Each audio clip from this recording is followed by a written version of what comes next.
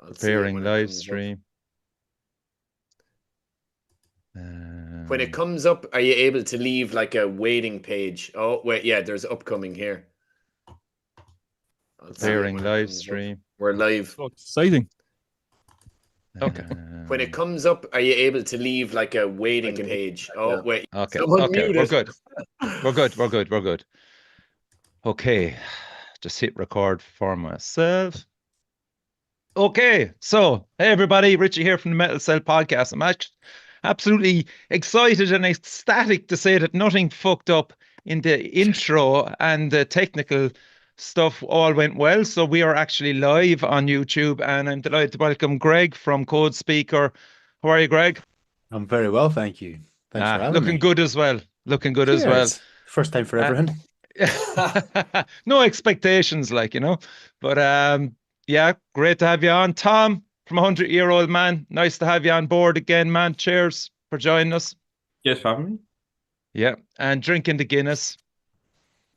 Respect. Howard down below, how are you, man? I'm good, man. It's great to see everybody. A couple of gigs that are coming up. Yes, okay. So he's actually running off what's one of those dongles, Evan, fucking that he passage loves? internet again. Passage internet. Yeah, and we've got Evan representing Uncultivates and Dead Cult. Thanks for joining us, Ev. Been a while actually, man, since you've been on. I don't think I've had 5 minutes to do anything, so I have not had time to do one of these for a while. But Yeah, yeah, nice to see you anyway, buddy. nice to see you, babe. Yeah. So, anybody that's watching out on YouTube, I think Evan is going to be monitoring comments and questions, and I'm going to just actually go straight into one of them, and it's from one of the lads from Uncultivates. I'll leave Greg try and figure out who asked it. So you know what's coming, Evan, don't you? No. Oh, don't you? Okay, well, that's a surprise. I'm assuming it's mini. Yes, it is. Yes. This is, I just have to clear a couple of things up. Yeah. People think I'm in the band. People think Minnie's in the band. People think Keen's in Oh, the band. sorry. It's not fucking us. Captain Spanks or whatever you call yourself. It's Dr. Eli There you go. Gravedigger. But just to clear that up, they can't be here tonight because they're currently just circling in the sky until it's time to do the tour. They're not a very eco-friendly band. Yeah. But just wanted to clear that up. I think they still all have pagers as well, so they actually can't. I didn't know even phone in, if you they know. do. Yeah, I think they're up watching VHS porn and drinking whiskey in the sky until the first gig. So anyway, one of them Cultivates wants to know, why is Jimmy the same height as the lads in their promo shot? Forced perspective. we hired the lads that did Lord of the Rings to make it work. Yeah, one's very close and the other's very far away. Like a bit like Father Ted, really, isn't it? Near and far. Callum's actually about 3 blocks down the road, but. So actually, that promo photo, man, you're going to have to get a new promo photo. Actually, Greg, it's doing the rounds, man. You've got like how many years out of it? I know. Well, we did it probably like a couple of years ago, and like we've been talking about getting more done, but like that's always the just back burner part with being a band. Like 5 lads wearing black t-shirts in a fucking industrial estate. Like the next photos are going to be exactly the same. There'll just be a different industrial estate or something. So we're just like.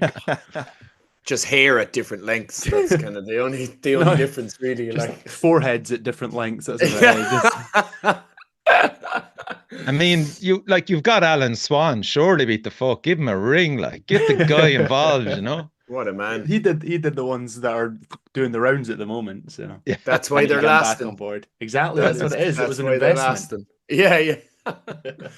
Yeah, I had a great chat with Alan. It was brilliant to see him and the lads from Dog Tired over at the Siege, repping Scotland. Yeah, man. Good lads. I don't know how the fuck they managed to stay off the booze for that length of time, because like they were the last band on, and Dog Tired loved to fucking party, as all the lads will attest to. And I mean, I saw Keith at around maybe 3 o'clock, and he'd like this non-alcoholic beer in his hand, and I was going, wow, holy shit, man, you are actually prepping. And there was no sign of Luke. I don't know what the fuck happened with Luke, but Luke just, him in pubs maybe, but he didn't surface till around 7:30, 8 o'clock. Like, Yeah, he made up for it at Damnation. So I was really? down at Damnation with them, and yeah, made a fair dent in the bar there. He's fucking dead right as well. And sure, like, when did you play Siege actually? Code Speaker was 2023, was it? Yeah, I think it was October 23. October 23 was just before the Magdalena set. It was we were setting up to get ready to you're go right, on, yeah. and the guys were playing. I had no idea who Codespeaker were at all. Fucking, it was a real nice surprise. I forget which one of you I was talking Thank to you on very stage. It was much. like, get on to me straight away after the gig. You're fucking, straight away and thinking Partholon, Cult of Luna type vibes, Yeah. Yeah, they were fucking a really nice surprise. Really, really, really cool find that day. Yeah, Thank it you was very much, intense, mate. man. It was intense. It was a fucking great show, man. I was front and center for that, Greg. Thoroughly enjoyed it.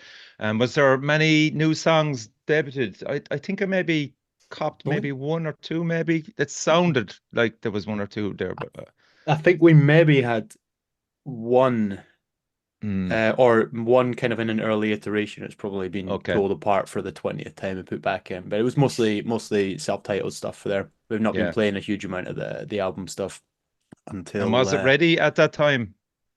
No, very much not. Wow. It's been As in ready to play live, or well, I mean, it's still not ready to play live. No, we've had kind of riffs in the bank and getting pushed and pulled back and forward and that for I mean years. But you actually, until you've got a deadline on it, you actually don't sit and finish anything. Everything just keeps going through iterations forever until you're like, right, let's actually get an album together and go, or we'll never release anything. Yeah, I think having too much time can be the motivation killer, without having. You need that pressure especially towards the end when you're hitting the fucking brick wall. This eternal exactly. recurrence of doing the same shit round and round. You It need just someone helps to you step in make and go, decisions. December, lads, and you're done. Yeah, pressure is for tires, brass straps, and bands that need to get music out.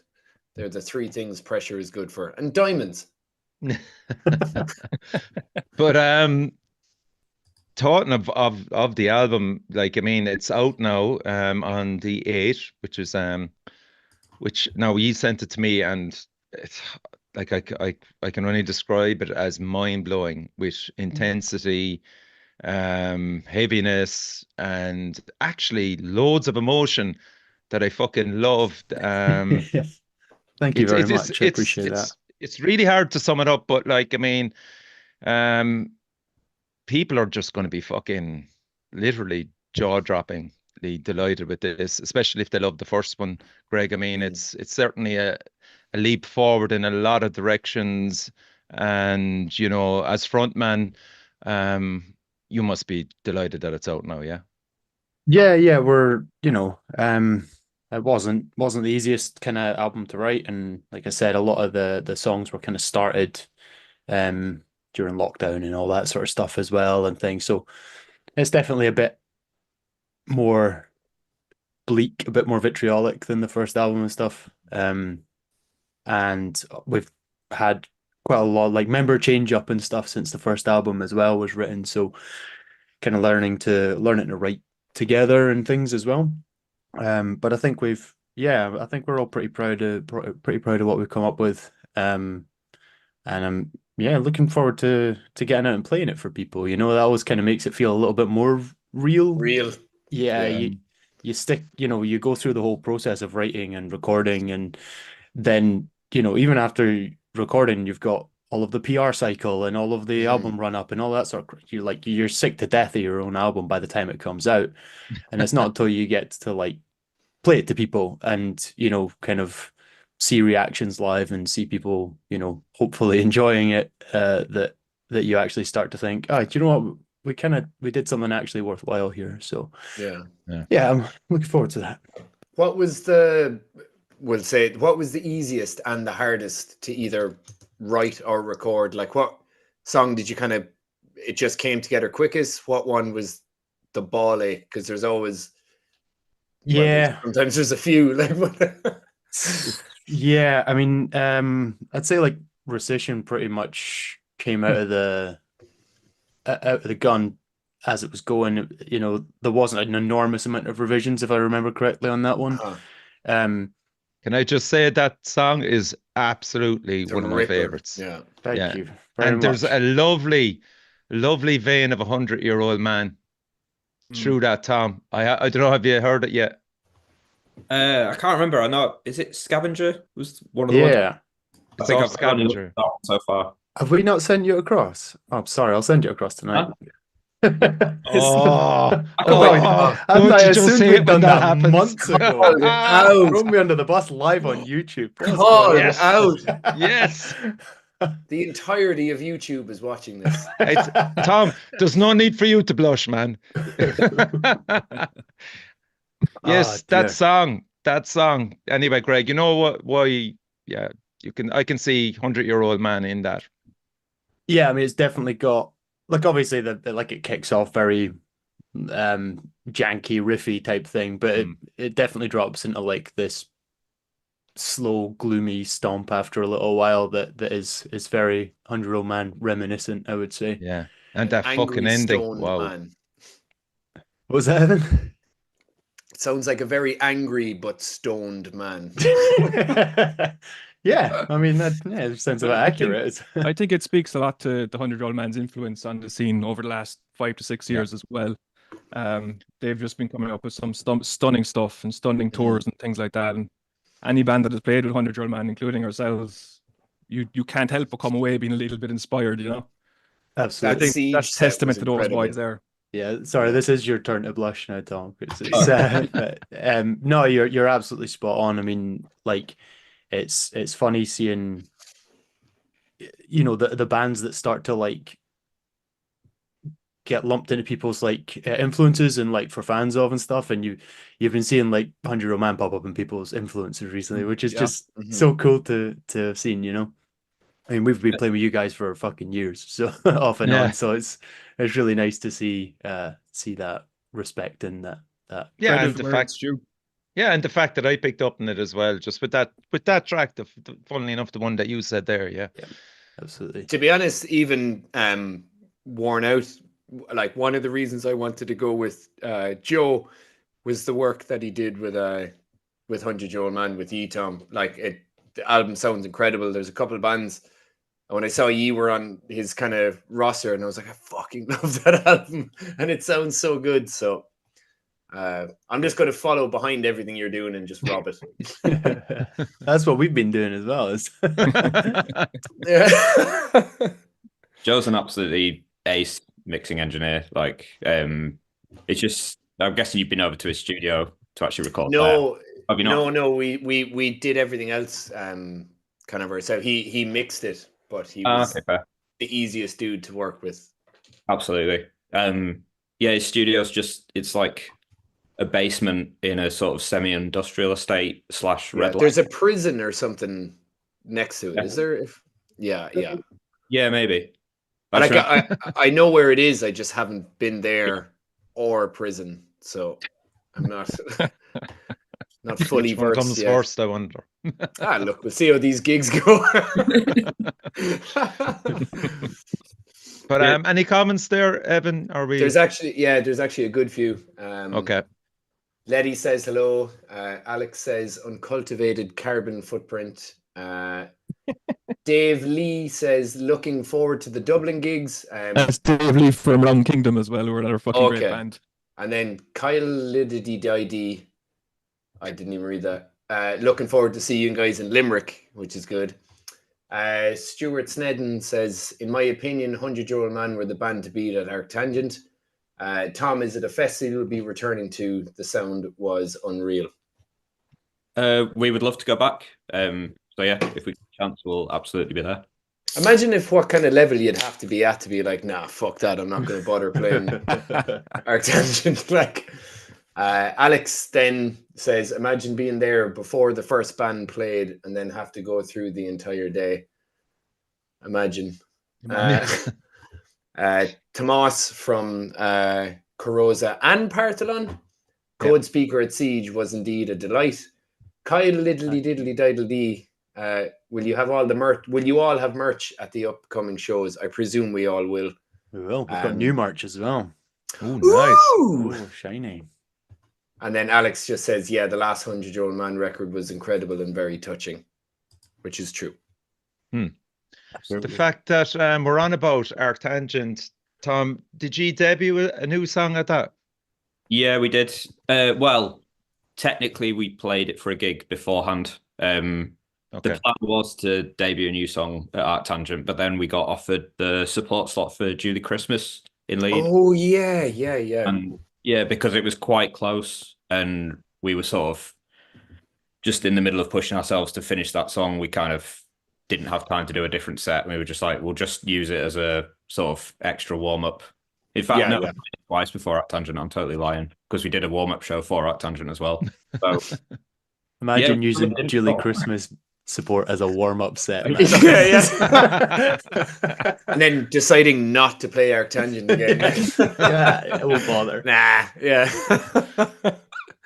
That was quite a weird show because it was John Lamachia from Candiria, I think it was. What a band. Yeah. I've been back on a Candiria buzz very recently, so go on.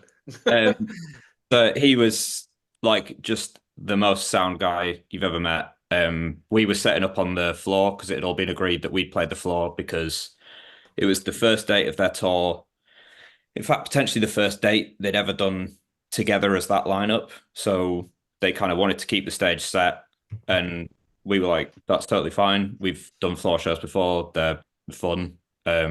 We get loads of space. We can set up. We don't have to move things, anything like that. And then he was just walking around and saw us and was like, I can't possibly let you play on the floor. And like, just trying to get us to play on the stage. We were like, no, it's fine. Like, we're totally happy. Like, it's all organized. And yeah, he was just trying to be ridiculously nice. But I think he actually caused some people some grief just trying to be too nice. But yeah, no, it was all absolutely fine in the end. And yeah, absolutely great show. And the Arctangent show, Tom, what did that feel like? Absolutely mental. Like, just looking up and seeing a tent completely rammed. It looked absolutely rammed. Yeah. It really and were you did, nervous beforehand, Tom? Had you any kind of feelings going on stage that like that wouldn't be normal? Kind of. I think it's more. It doesn't apply so much to normal gigs, but it's that whole thing of when you just stood side of stage going, I want to start, I want to get going.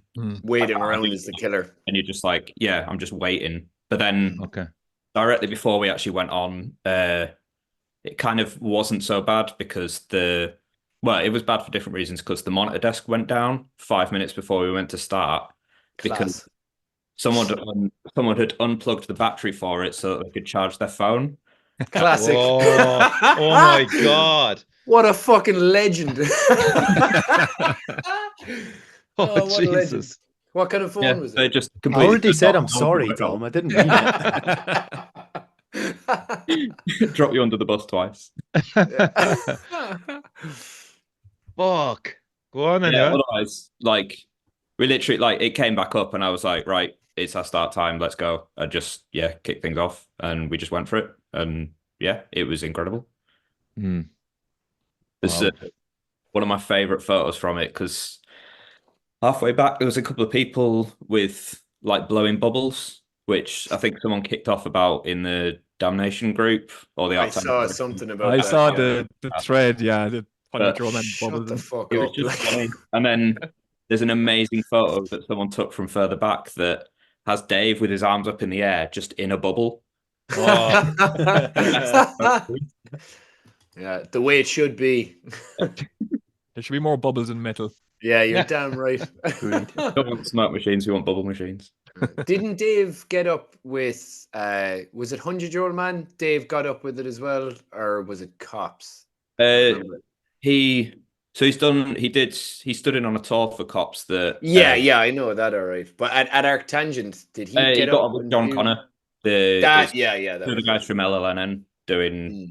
I think they call it Doom Rave. It's if you've not seen it live, absolutely go and see it. It's So the most Dave, like, mental thing. Yeah, Did you it's actually Doom just Dave. Rave? Doom Rave, Dave. Sounds It's amazing. like Dave. super hard techno.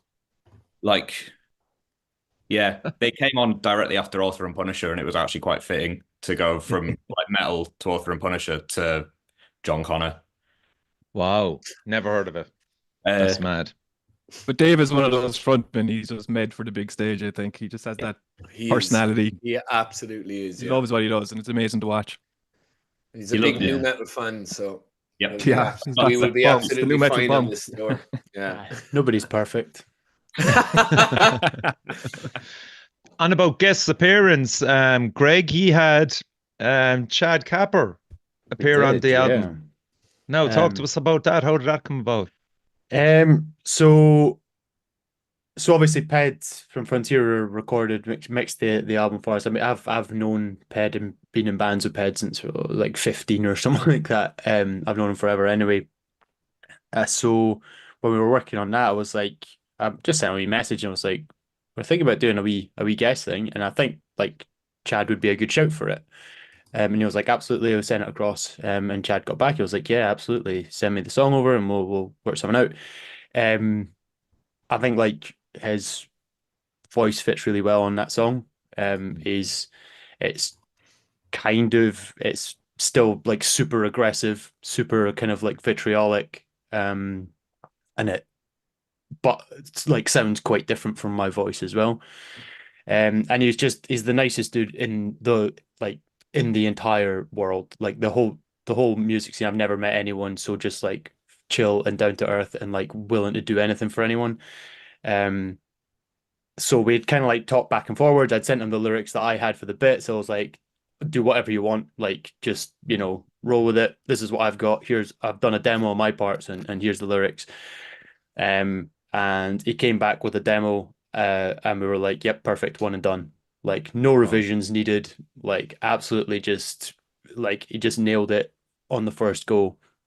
And then he just kind of recorded that proper, sent it through to Ped, and we were done. It was yeah, Fiddler's elbow in and out, like easy peasy. And yeah, I think it lends so much to that song. Like he's such a good vocalist. He does so many kind of like rhythmic things that just no one else would think to do.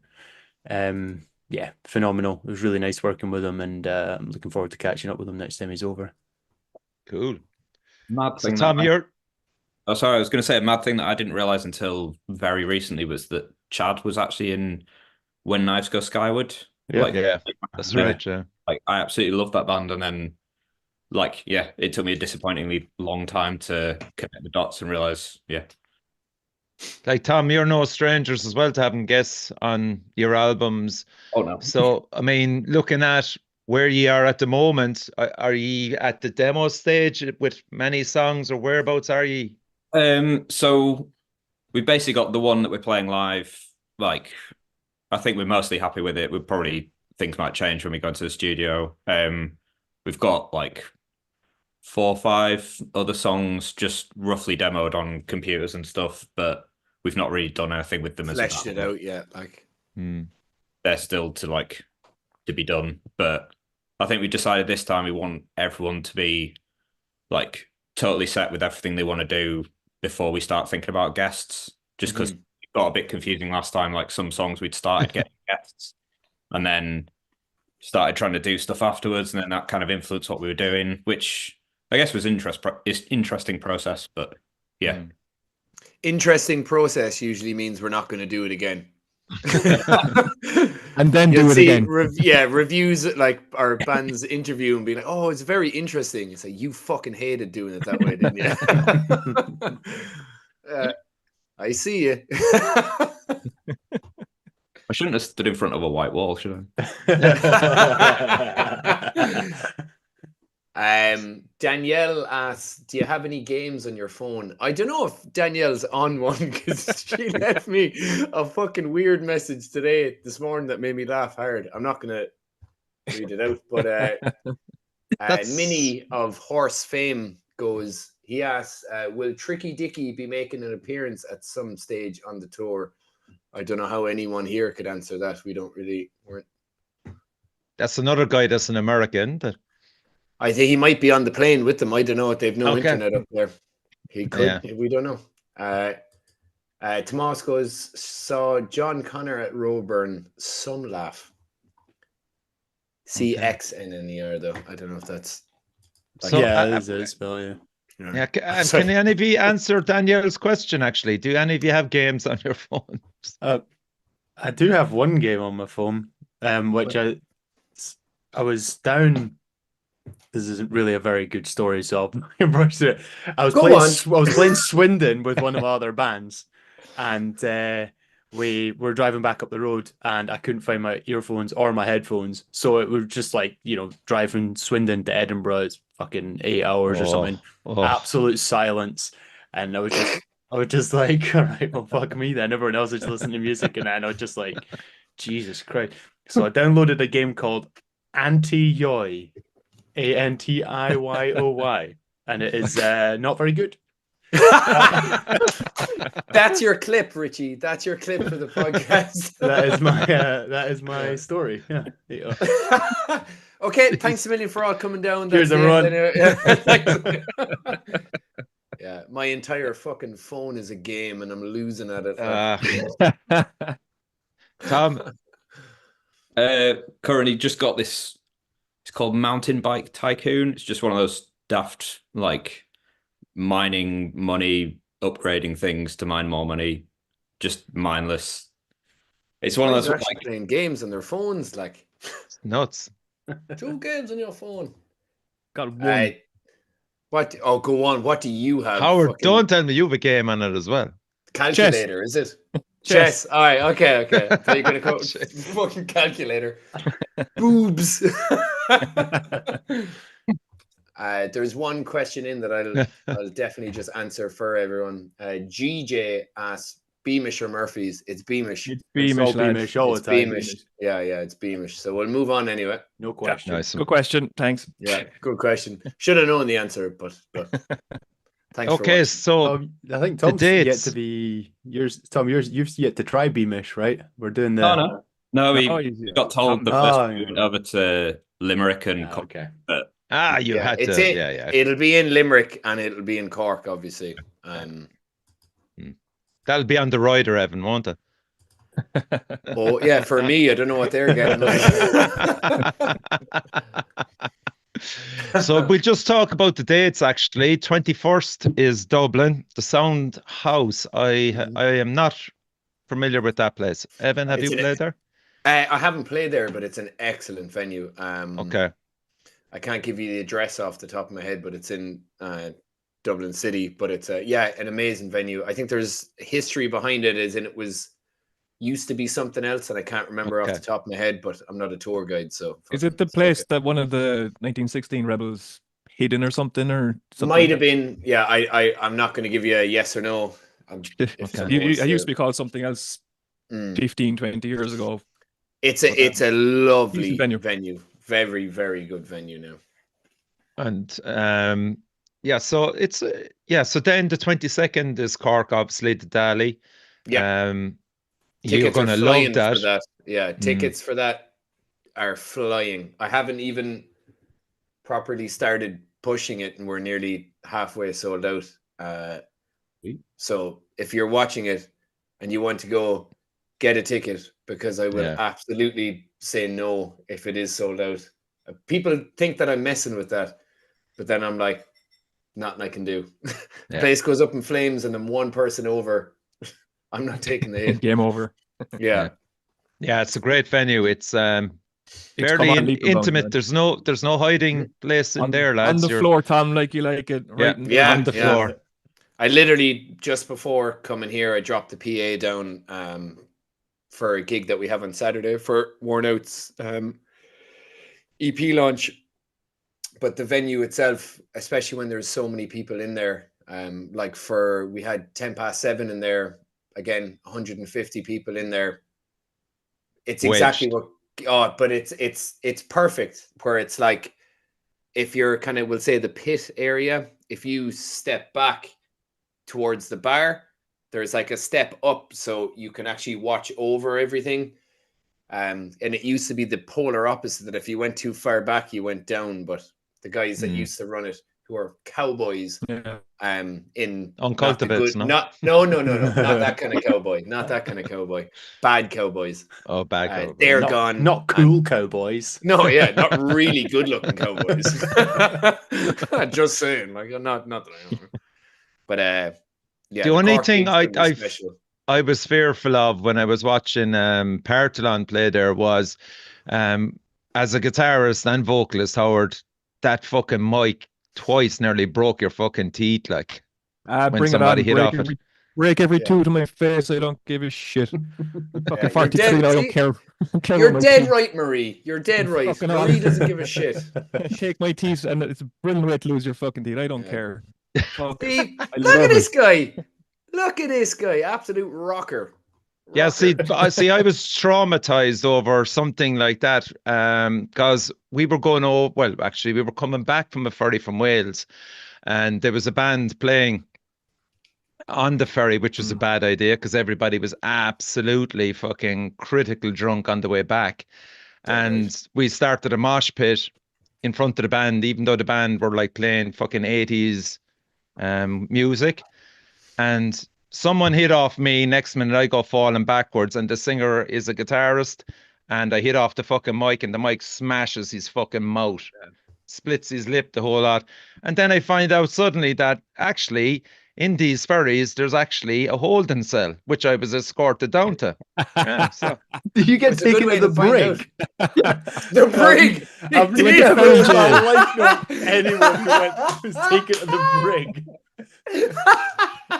Like reaching the time in a ferry jail. That's amazing. Oh my yeah. That's amazing. ferry jail brig.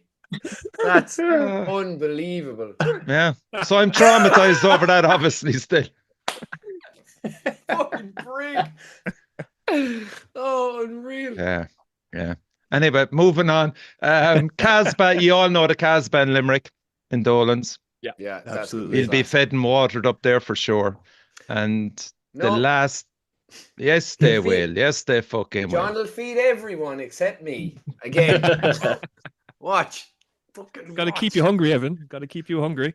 There's drive hungry and there's physical hungry. You're the hungry stepchild, Evan, that he never wanted. No, he didn't want me, but he has me. So He has you though. you fucking got me good as well on that.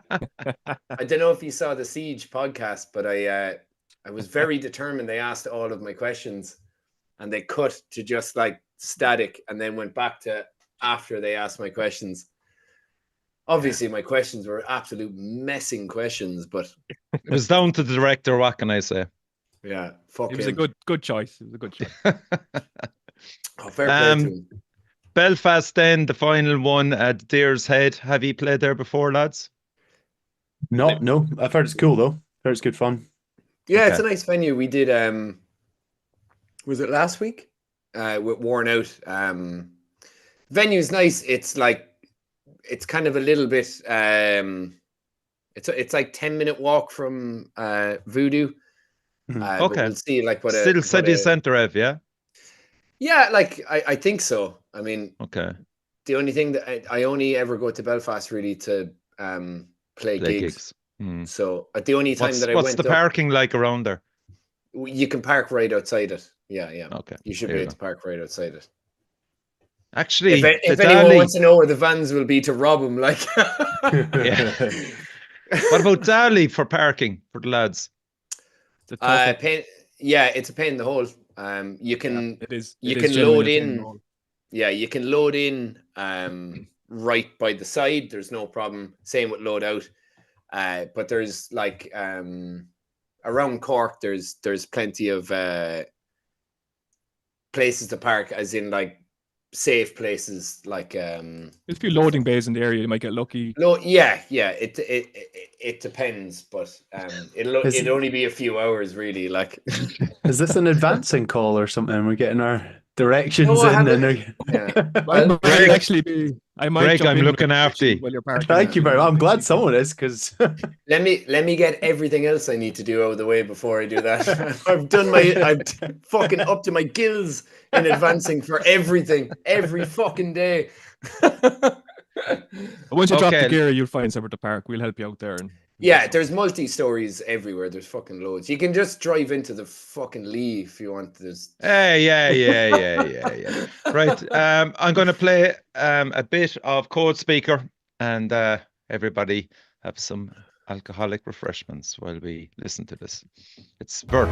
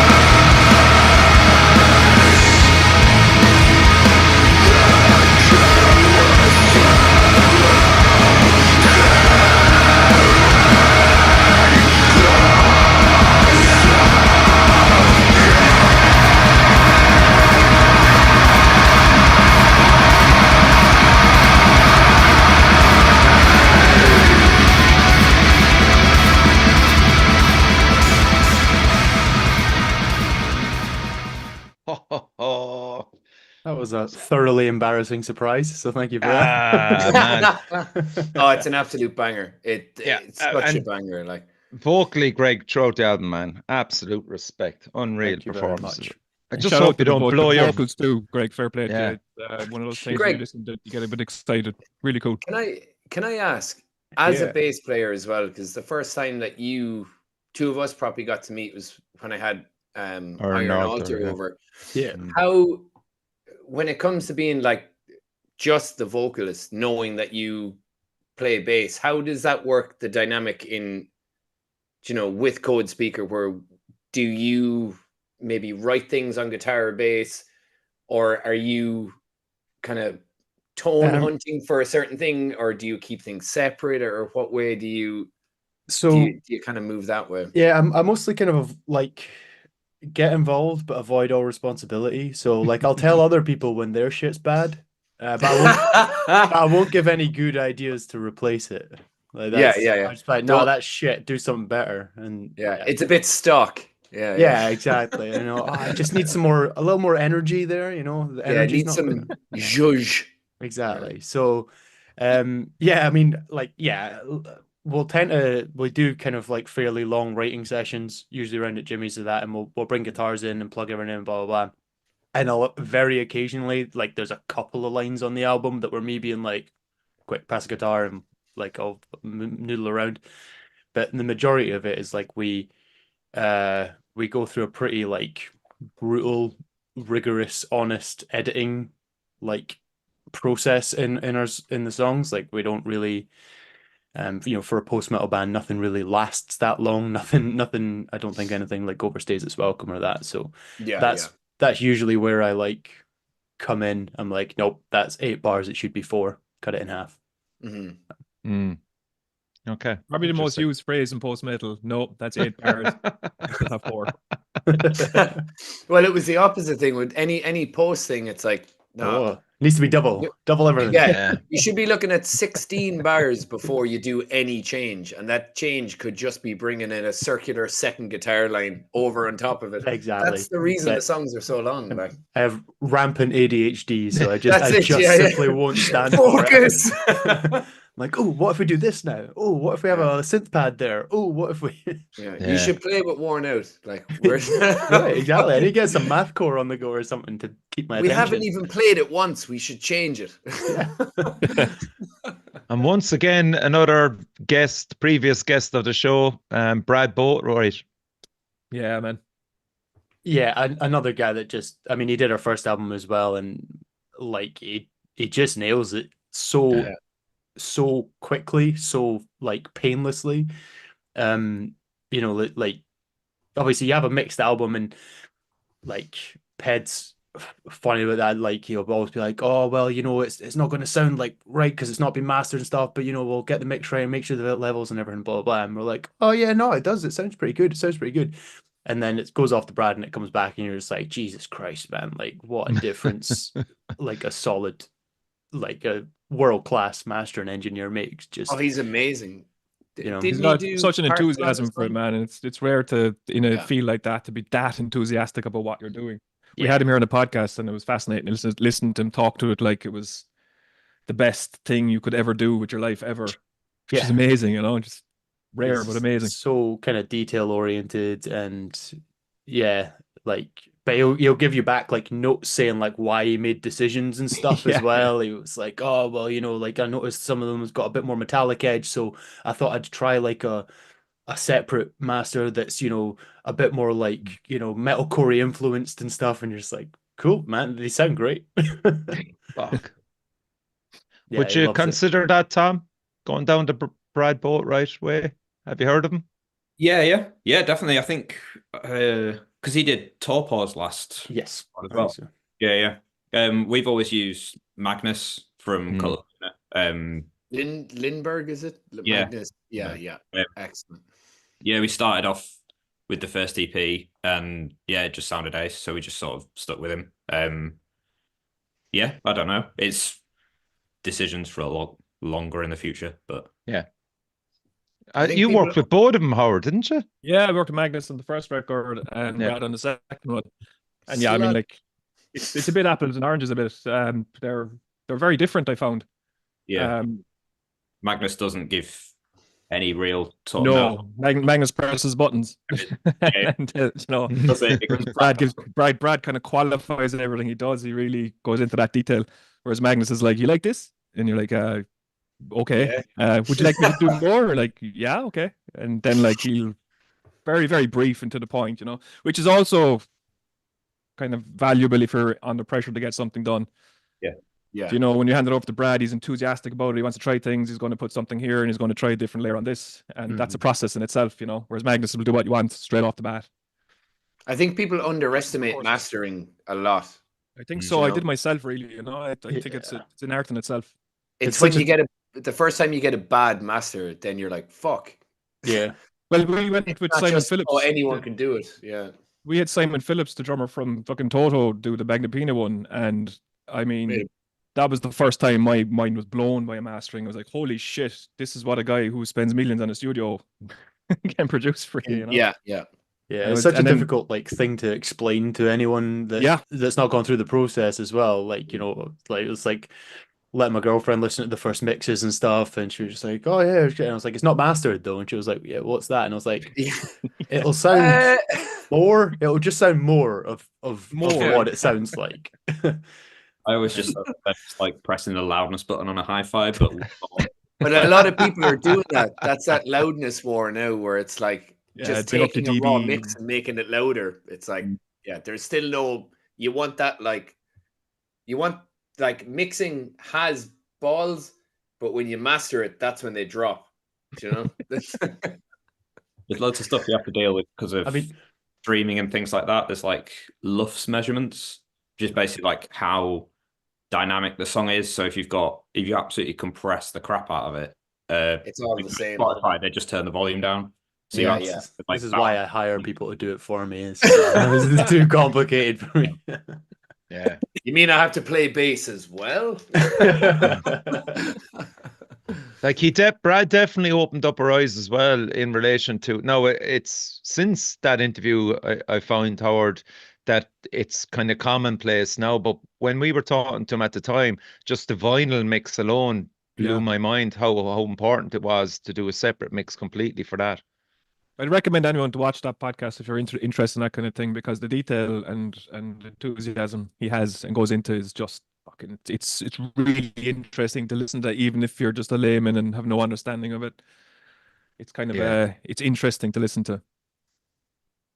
And Codespeaker, what's your story? Have you looked at the vinyl route, Greg, or I didn't notice anything yet? So we've talked about it a lot. We've got vinyl masters for both albums that we've not used yet. Okay. We're definitely considering it. It's one of these things in small run. It's so kind of brutally expensive. It is. And yeah. then like, the difference between getting 100 done and 300 done, 250 done is enormous. But you don't want to get 250 done if 200 of them are going to sit in your bedroom for Forever. Not with this album anyway, for fucking sure. But it is, again, it is that, like, even for a band like Worn Out have done 2 EPs, we got 250 of low, but it does come down to, like, you're kind of looking at how much are you going to gig, how much, and you'd be surprised how many. I think when people see, because it's no secret that doing vinyl independently is extremely taxing on everyone in the band. It's a commitment that I think a lot of the time people do kind of see bands doing it, and there's a want to kind of help, because it's not easy.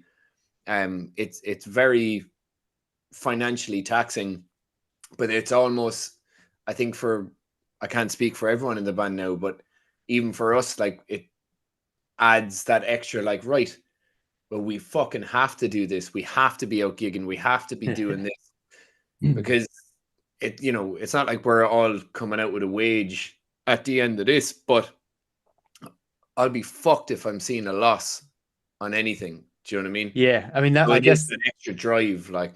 I think that's it. Like, I mean, like if you are doing 100 run, like you need to sell 90 of them to not make a loss. Yeah, we did 100 for the first EP, but even at then, the price, we did 10-inch, and pricing was totally different than what it is now. It's a totally different world. It's even got more expensive now, but yeah, it's one. I think we're one of those bands that go in with the intention of it's coming out on vinyl if someone wants to help us or not. We're arrogant, Yeah, in that but I sense, would say as well, it's a completely different scene. You're releasing that into Evan, which is not, I would say, a vinyl buying scene for your type of music with Worn Out. Whereas I thought you were saying the lads. I was like, you'll definitely sell them. Yeah, whereas with Greg and them, love a vinyl. 100, yeah, absolutely, yeah. Smelly nerds, like. No, it's absolutely up there. It is something that we all really want to do. We've got this big laundry list of planned band expenses that we know we need to spend the money on when the money's available, and it is on that list. And if people want vinyls, let us know. And it'll move further up that list. I do. Please, That's true. You're making money back already. There you go. We're sorted. That's 4 free vinyl that you've just given away there. that's our entire profit. Free, Get the sample. Just ask for 4 sample presses and yeah. Oh, I'll review it. pressing. I don't know, should I say the story or not, but you're on about laundry list, right? So we were staying in this Airbnb in Madrid. Oh, God. Yeah, and right. So I opened this fucking wardrobe, right? And there's all these empty spaces for clothes, and there's this fucking list that this dude has made, who's obviously renting the apartment, and it's the usual typical, like, fucking jump out of a plane, ride a bicycle, fucking go on a boat and stuff, and release a vinyl. Yeah, and I'm working my way down through it, And right then there's have a threesome with my girlfriend. And there's no fucking dick alongside of it. And then on to the next one, horse riding and stuff like that. And did you accommodate the threesome, Richie? Yeah, he left that there for a reason. How long does he have left to live? Like, do you know? Oh God, that just gotta have goals. flashback. Yeah, he completed most of them, except I'm sure that the girlfriend saw the list and just immediately dumped him. You know. But there you were. Anyway, we'll segue into Ascension by 100-Year-Old Man. We'll give this a blast.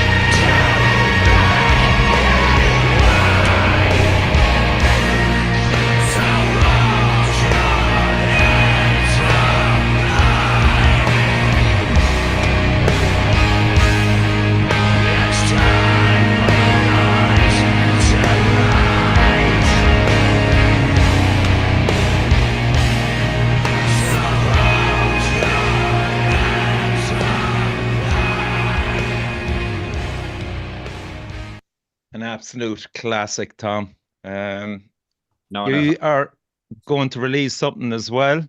Portrait of Sleep Deprived. Maybe tell people about that. Yeah. So in 2021, we basically finished up everything for the actual album.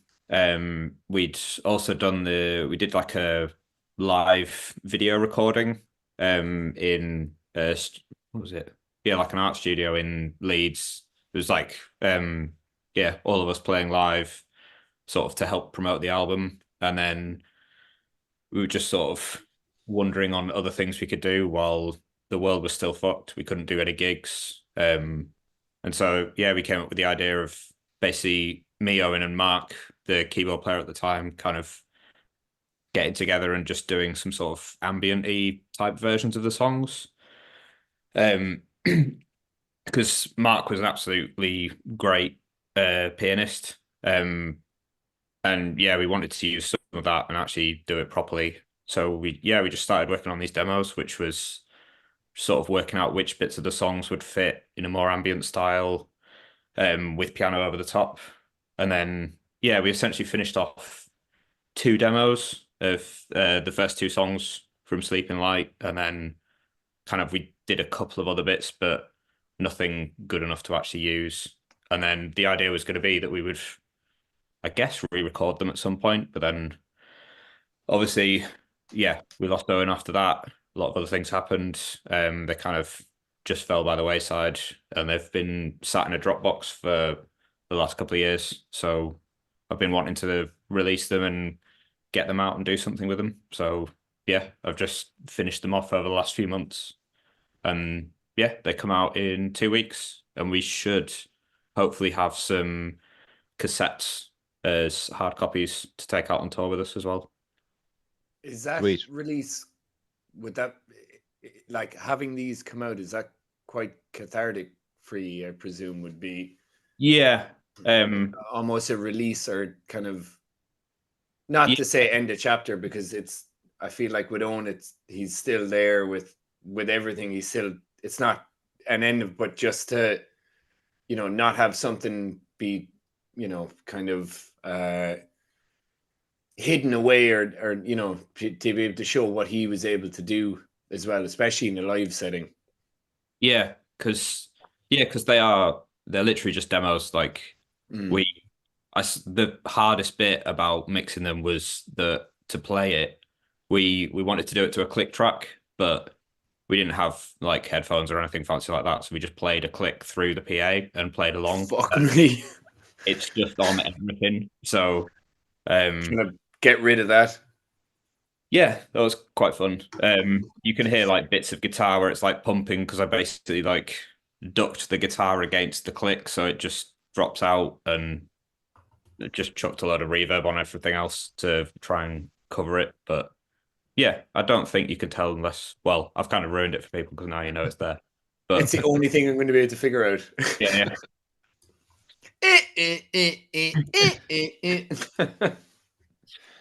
And the profits, is that going to be donated to a charity then as well? Yeah. So yeah, I didn't really feel comfortable in us making money off it. So everything's going to go to CALM, Campaign Against Living Miserably. We've done like a few other things for mental health charities in the sort of the aftermath. So yeah, felt we'd pick a different one, and CALM seemed like a good one to help support. Excellent stuff. Especially So given it's November as well, which is yeah, mental health month, and yeah. Howard? Yeah, I mean, when I saw the Instagram post with the title, the sleep deprivation and stuff, it fucking really hard to, it's hard to explain. It was just a bit overwhelming. Last time I spoke to Owen, he rang me at 3 a.m, sleep deprived, His gas, he was there, he was in his bed, and he wasn't long after breaking up with his girlfriend at the time. And he had his glasses on, and he was in bed with his top off, and he was just, FaceTiming, hoping I was up kind of thing, and answered the phone. And I was like, is this a sexy phone call, Owen? And kind of talked a few things through that night. But the title just broke me in two yesterday. It really did. It just flooded in, and it just it's amazing what he achieved with Owen and what he did with you. And he was an amazing guy. I just miss the guy. Really, really do miss those random fucking interactions and little messages and little good on you kid kind of stuff. I can only imagine what you guys have been through in the last couple of years, but again, you're the real deal, and it's a testament to you that you're keeping going stronger than ever. I think Owen would be extremely proud of you guys. I think you're a credit to him.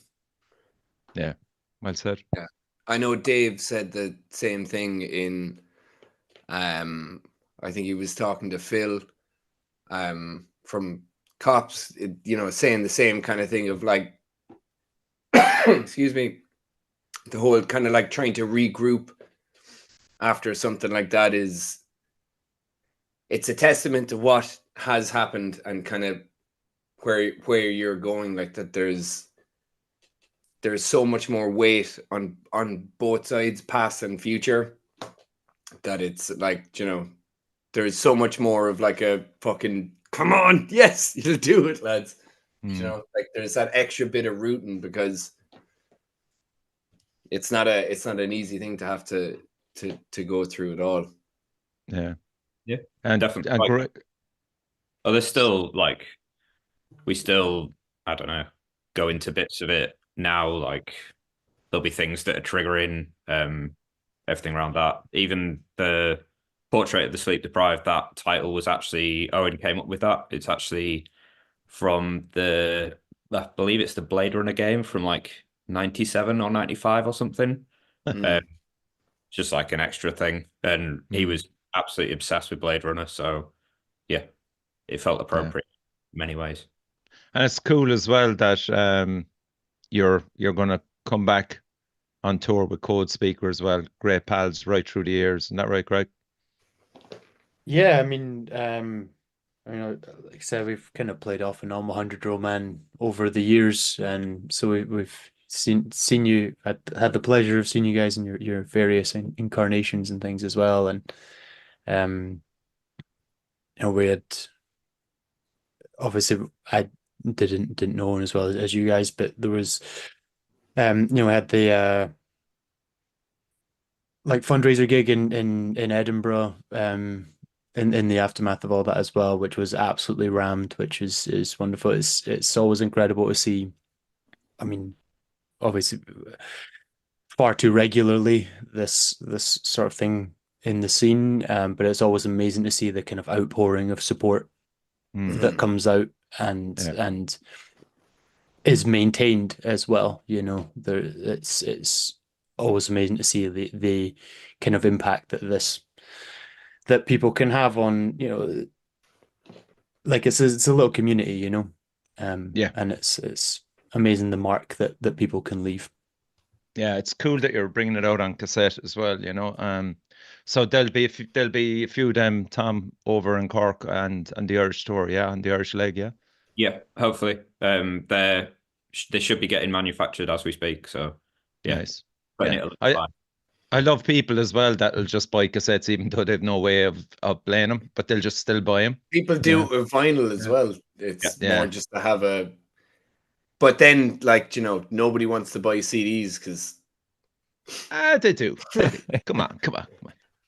I do. I think I've the only thing that I don't have belonging to Partholon is the actual cassette. I've got one here for you, Richie. I'll give it to you. Yeah. Legend. Take it off you for the Cork gig. I think there's only 4 or 5 left, actually.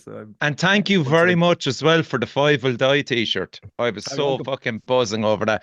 He's been wearing them as pajamas for the last couple of years. Like, I don't fucking care because I met him in the Siege and, lads, I mean, Tom and Greg, seeing 5 Will Die on the main stage. That was insane. Like, absolutely wondrous. It was insane. It was just so on about emotion, like Jesus Christ, waves. It was heavy. It was heavy. Yeah, fucking phenomenal. Heavy. And then fucking Howard blue lights for the whole thing. Like, no, you just had to stay sober, Yeah, I was. Because like I said to Howard, like I said, did you bring any t-shirts and stuff? And he goes, yeah, I only brought a few and they're for people. And I was just like crestfallen. I was all right, okay. I would never push as opposed to fucking dogs. Like, yeah, it was just like, okay, he obviously had people in mind, But at the end of the fucking gig, we were at the bar afterwards and he came up and he had a fucking t-shirt from me, man. You fucking legend. So much appreciate that. It's class. He gave me a tongue. What? Tongue. So we're gonna play a Partholon song, and Ev, if you can check out the comments then if there's any afterwards. Okay, so give me some weird comments to read out before.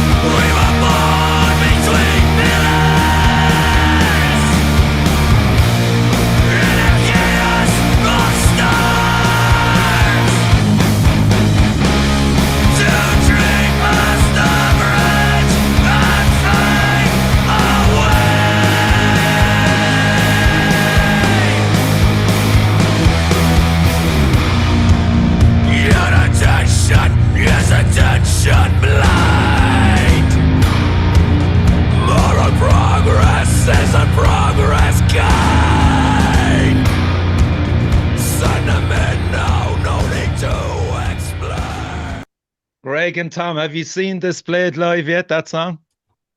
No, I've not. I caught Partholon at Siege, I believe. I do love the album though. That entire tune is my riff of the year. Like, Yeah. I mean, the Ocean Portion is absolutely phenomenal. Like we were all very excited when Partholon got announced on the tour. So I think it was as soon as we started emailing about the tour, and I was sending Evan like list of bands that we know in Ireland. He was like, "Yeah, I know all of them." So you're all good. I only like one of them. There's only one though. which one then? Uncultivates. Yeah. You heard of those guys, huh? Yeah, no, it was a no-brainer on Yeah. having Marie and the lads on.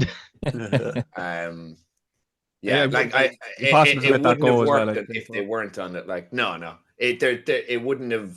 Like, it would have been sacrilegious to do the show and not have Partholon on it. You know, it was like, I don't even think I had the date fully locked in, and I'd already been like, just letting you know. I just wouldn't you're like to be doing this. Yeah. I wouldn't like to be the band following them. I'm just going to say that. Yeah, either would I. I feel bad for Codespeaker. Can we get Any a comments? shit fifth band on somewhere in the middle? I know Uncultivates are opening. Like, it's a fact. Get worn out or something, be fine. Yeah. Careful. Any comments, Ev? Are we good? Yeah. Minnie Okay. said, I got pure emotional during Five Will Die. I'm sure I burned the ear off poor Howard about it in the front bar. I had a great afterwards. chat with Minnie afterwards. Fucking forgot all about that. Old Blue Eyes. Check out Old Blue Minnie's side project, Old Blue Eyes. It's really impressive. It's It's incredibly. very, very good. Yeah. The stuff he has coming out as well will blow people's Like, minds. no doubt. Like he's in a prolific streak at the moment, and long may it continue. You know, Long may it continue. He's just fucking weird. Like, he's a weird egg, all right. but that's what's You gotta amazing love him. about him. GJ goes, where did Marie get the rocking chair? Oh, I've had that rocking chair for about 35 years. I got it at Wow. a jumble sale when I was about 7 or 8 years of age, I think it was, and it's followed me ever since. Yeah. How the Unreal. fuck do people pick out stuff like that? It's unbelievable. Yeah. Okay. Have you You been just- doing all those podcasts with that rocking chair? Most of them, 90% of them, yeah. Is that why you're always going in and out like That's this why I'm with the always rocking volume? in and out. You're always coming back in. That explains, yeah, my fucking editing. I'm always going, what the fuck? Classic. Ian from Haint says the ocean pours in, one of my favorite releases of the year. Same chills I got listening to Through Silver and Blood for the first time. Ooh wee. High praise yeah. indeed. Cheers, Yeah. man. I'm very much looking forward to the new Haint stuff as well, I must say. Yeah, I hate Yeah. I can't wait to hear the drums. Like, they did it in what looks like a fucking, like, where they house fucking airplanes. Like, so we'll. But yeah, Kyle Tiddly Deedle Die. Kyle Till I Die. That's what it is. Now I've actually put the effort in. Fuck's sake, man. Fuck it. I'm having my fun. Just pre-ordered Codespeaker album on Bandcamp in prep for the gig. Thank you So- very much. I'm telling you, this podcast has made you money. Well, I mean, this tour is losing us money. So you see how expensive those fucking ferries are, man? Jesus. Crazy, man. It's And how little I'm going to pay. In other words, Everyone else is we'll getting give you a paid few way more. beamish. We get you a few Yeah. beamish. Should be fine. Yeah, merch though, that's the king. That's the key. Goddamn king. Yeah. Anything else there? Or we'll move on, right? The Vinyl Rebel, the main man. I just Oh, Pat. cancelled my Baroness trip on 24th due to the inevitable come down from your show. Roll on the 22nd in Cork. good man, Pat. Looking Tomas forward to seeing says, Pat. I like Class. Pillars, and this is all in caps now. I like Pillars. It is a fun riff to play with Howard and Alan screaming back in the monitor. All full caps. So I'd say it's great crack. Mad that you have Tomas. Tomas is the two best like bands to listen to smoke weed to in the entire country. And unfortunately, he's not going to be playing at the 22nd. I know. Bros I are know. playing down in I Waterford. know. Yeah. So we have Barry from Skellig filling in for the night, which Oh, for Barry's fuck's sake, Yeah, that's good ideal. us the for 3-4 actual. years. Yeah. So it's actually 5LA again. It's just yeah. Fantasy fucking rock and roll with Howard, like Jesus Yeah. Christ. But that's brilliant that Barry is playing for that. we're very class, lucky. yeah. We made that conscious effort, and I think 100 Man probably did the same thing. Is just you always try and have somebody in mind in case something happens or somebody's not available. You gotta Yeah. have a pool of people because this stuff happens all the time now, you know. So we're lucky that we get to pick the likes of Barry to jump in and rock out. Like, it's great. Did his hair get caught in someone's? In the first note of the fucking first song, Barry swung his hair and it got wrapped around Richie's guitar. Wrapped around it like. And you know Barry's hair is fucking insane. So like Richie was, it's gorgeous. Like Richie was like fucking, you know, looking for scissors and things. What the fuck are we gonna do? It's three guitarists, so you know we kind of. You can plan for everything, bar that. Like for fuck's sake, I don't know who taught me that, but someone taught me anyway. It was hilarious. You can First plan for fucking everything, note, man. but gorgeous hair. He looks after himself, does Barry. Yeah. Codespeaker plan- has solved this problem. None of us have here. It's all good. Yeah. No meat, baby. No meat. You can plan for everything, but not Uncultivates. So here's an Uncultivates song for everybody.